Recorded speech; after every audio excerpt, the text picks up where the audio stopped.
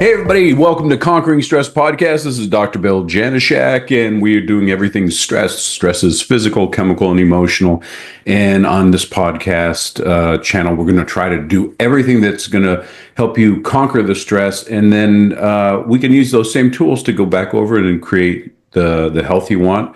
Anything from just kind of getting by to getting to the optimal optimization of yourself, for lack of a better word.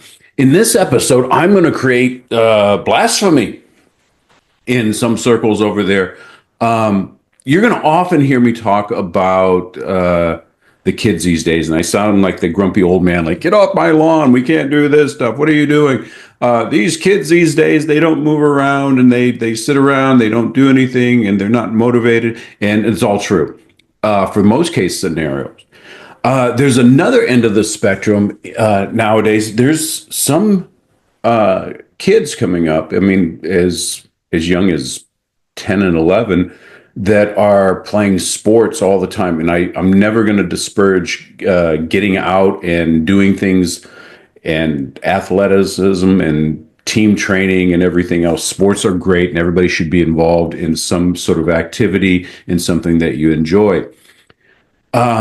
However, there is, and I don't even know when exactly it happened, but people are playing sports, like a single sport, all the time. And they're doing it in school, and then they have team trainings and everything like that, which in a sense can be great, but it's getting a little overdone. And we are treating these kids, 13, 14, 15, 16, 17, like young adults. And this is not good for the kids, especially in this developmental stage that they're going through. There's a different physiology in kids as they're going through puberty and moving around. They're automatically and naturally going to start building strength and resilience and getting better at things. And it's great to watch them do that. High school sports are awesome. The challenge is that somebody will get onto a sport that they really like, and that's all they do. And you'll hear me say a lot is more is not better, better is better. And in the context of sports is there needs to be some variety. Because when people are doing a sport or an activity, because I see a lot of dancers will fall into this, people that, especially dancing, I think starts younger than like baseball, football, volleyball, or whatever else you're doing. And they just do a lot of it, and it's practicing, and it's, like I said, it's a great activity. The challenge is like with anything else, that if it's overdone, if you drink too much, you can kill yourself. I mean, I'm just talking about water. So some of the kids are they're getting younger, and they're really enjoying themselves, and they're very competitive, and it's a great thing, and it's a passion, and I totally get that. The challenge is that's all they do. And again, it's the opposite of what I'll tell most people on is get your kids more activity, get them in some sort of team sport. But when you're doing one activity, and from a growth and neurological perspective, you're firing the same neurons, the same muscle patterns, the same habits, and you get very, very good. You do get very, very good at that particular thing, but there's a challenge. Young bones are growing, and they grow pretty fast, and a lot of times the soft tissues, muscles, ligaments, and tendons, they don't keep up with the same growth pattern. We've heard of, or probably you've experienced, some growing pains, and that's when the bones are growing up, but the muscles are still tight, and you'll get achy legs and limbs and things like that. Well, imagine what that's like when you're putting on the stress of playing a lot and doing one activity over and over while the body's still growing, and you're staying focused on this thing, and that's all you're doing one movement over and over and over. So when you're doing one movement over and over, what falls apart is all these other types of movements.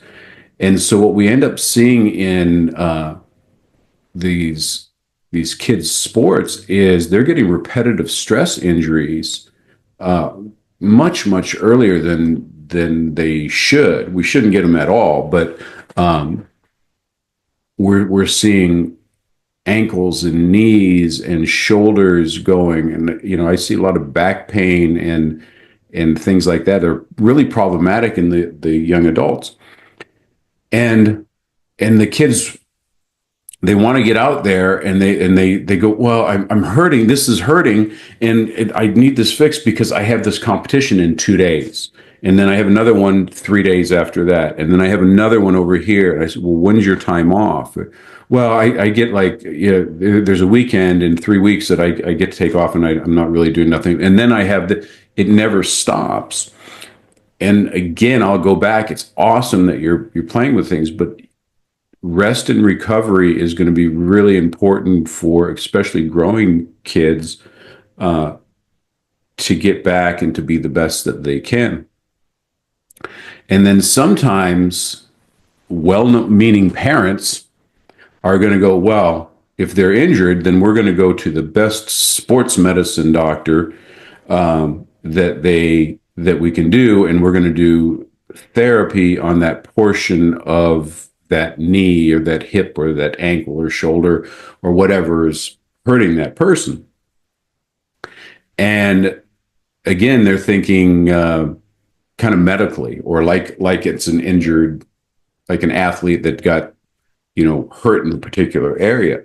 But in the young athletes, it's usually a repetitive stress. It's a muscle imbalance that happens, that you have to take care of, again, the whole body. If you target to the boo-boo that is hurting at that time, that's usually the result. It's not the cause of their problem. So they'll go out and they'll do the best trainer, and then I'll have some kids that they're in the sports that they'll have a specific running coach on Tuesday, and then on Wednesday they have a throwing coach to make sure that they can do that. If they're baseball, something more specific, I'm going to have a hitting coach to make sure that. So there's these priority coaches, and then they have regular practices, and then they have the games, and then they just kind of rinse and repeat. And sometimes they're in two leagues again. Well, I'm practicing over here, and then I have high school ball over here, or vice versa, as long as the school allows that, or they take some time off. But then if they have a little time off, then they're trying to hit some weights and doing, getting bigger and stronger and faster so that they can do that. And there's just no end to it. And again, sometimes the parents will drink the Kool-Aid or be leading that thing. Well, then what we need is a better coach and more doctoring and more massage. And you're treating them like LeBron James or Michael Jordan, doing all these things to get them better, when actually they just need to take their foot off the gas pedal for a little while and work on some basics. It's very, very common that people start like this. They get interested in a sport, and they go, okay, well, let's just do more of this sport. And then they start moving their way up the food chain of different levels of the different leagues, where competition gets a little bit more. And they miss out on some basic things. And I see this a lot with runners. Is, a young patient will come in to me, and they'll have knee or hip pain or back pain or something. I'm like, okay, well, what are you doing? And how's this work? I do my exam. I said, okay, are you a good runner? Oh, yeah, we run all the time. I said, yeah, but how's your technique? Where's your stride length? What's your cadence? And they go, I don't know. I said, does the coach ever work with you on that? And more often than not, sometimes, but more often than not, what happens is, no, we just run. And then, he'll tell me go faster, do stride, and we work with that. And kids in general, as they start doing things, they're going to build up the cardiovascular system. They're going to build up their muscle. But if the technique is not there, you are just waiting for an injury.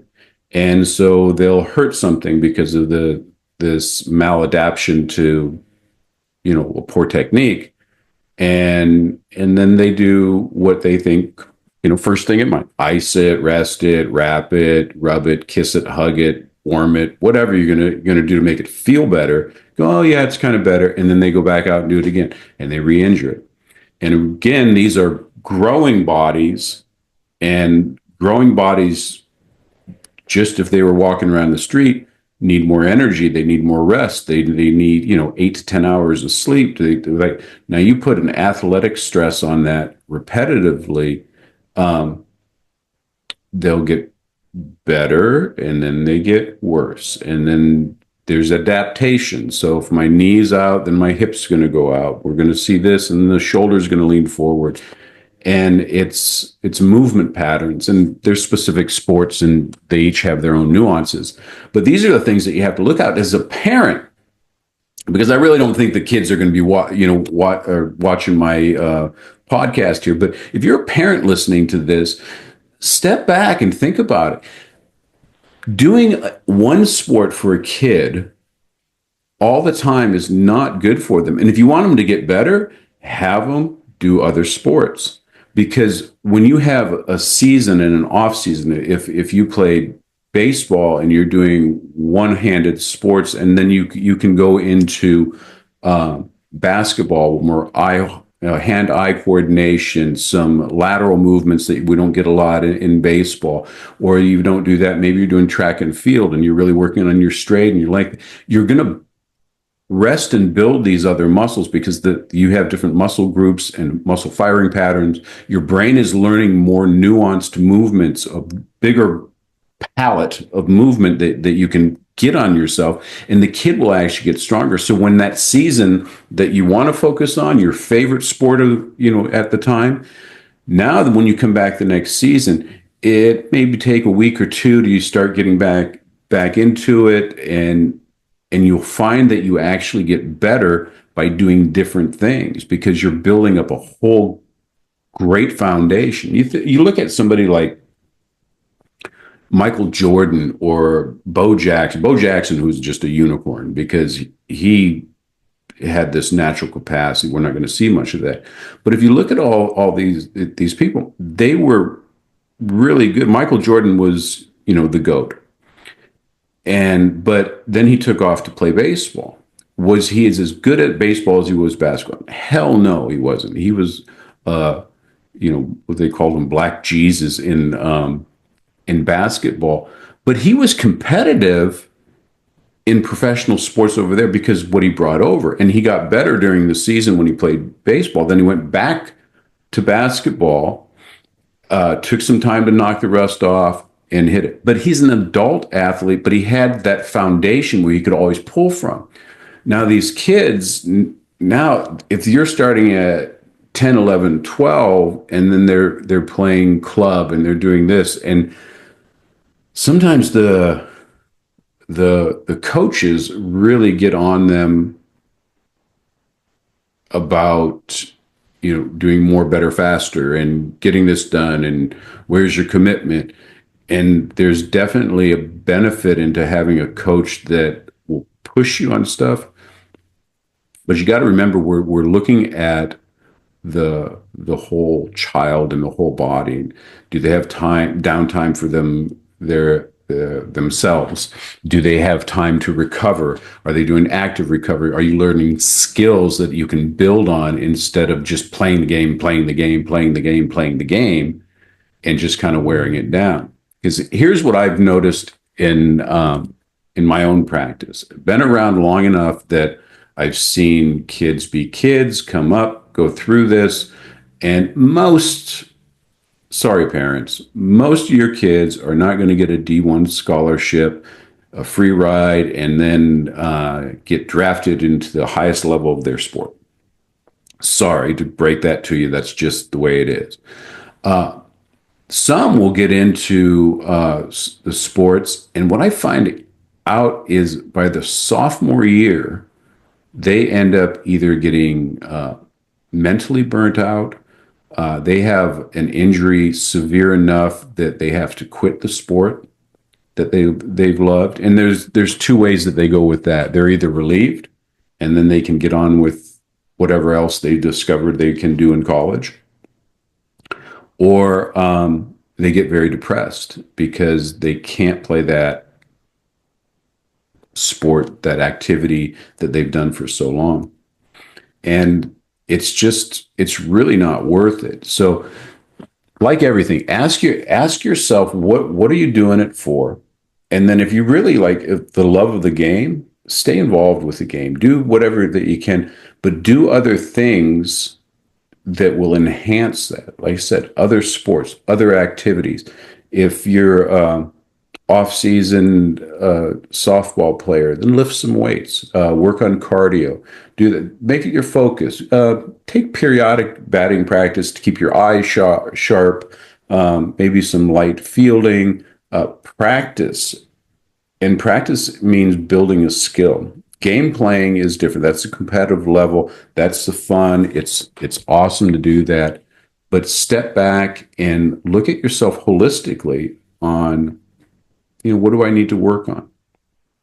And you'll be better off for it. You don't get burnt out.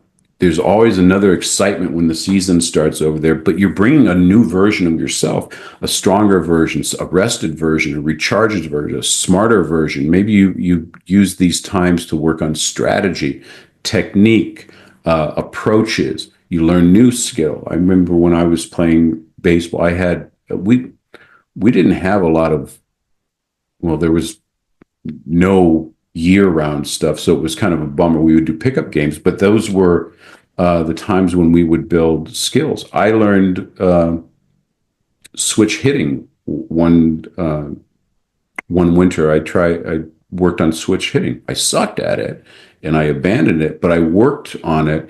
But while I was doing that, I worked on my bunting. My bunting got better. I worked on some fielding. I worked on some long throwing. I was still playing, and it wasn't season, but I was working for something, but I was doing different things. And then we would be lifting weights, and we would be hiking and bike riding and doing everything that kids need to do. The more variety you have, the stronger that your kid is going to be in the sport. So if you're starting out thinking that more is better at 13, look to see if you can rethink that process, and there's more than one way to get to the goals that you want. So I just wanted to bring that out because I'm just seeing a lot of misinformed parents. I'm seeing some overzealous kids, and I'm seeing a lot of injuries, and I'm seeing a lot of disappointment in the long run. And it's just not me. I'll talk to colleagues in athletic trainers and physical therapists, and it's the same thing. It's not a bad thing. You just have to look at the nuances and look what you're really doing, and take the time out and let the kids be a kid, because they will automatically grow, and just keep them engaged, and we can do that. So I just wanted to put that out there, and just because it's a forgotten kid. We focus on the mass majority of the kids on the other end of the spectrum that they're not doing anything. They're just sitting around there looking at their phone and playing video games. And so if you're listening to this and this is one of your kids, awesome. Keep them going. Just let's do it smart so that they can keep doing this for the rest of their lives. So this is Dr. Bill Janeshak on the Conquering Stress podcast, and I just wanted to bring this moment out to you to make sure that you're taking good care of your kid, and we're going in there with eyes wide open. So next time, come and join me, and we'll get this done a little bit more. Bye-bye.